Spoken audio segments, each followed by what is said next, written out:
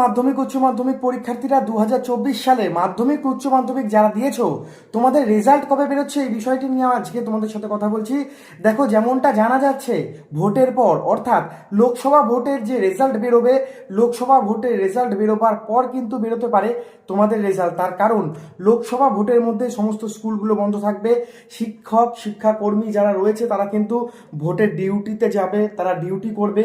এবং তার সাথে আরও একটি কথা বলে রাখি, স্কুলগুলোতেও কিন্তু বন্ধ থাকবে। খাতা দেখা শুরু হয়ে গেছে, মাধ্যমিকের খাতা দেখা প্রায় শেষের পথে, উচ্চ মাধ্যমিকের খাতা দেখা কিন্তু চলছে জোর কদমে। Subject এবং লিখিত পরীক্ষা মিলিয়ে যাদের পাস মার্ক উঠে যাবে তাদের তাদের পাস করে দেওয়া হবে।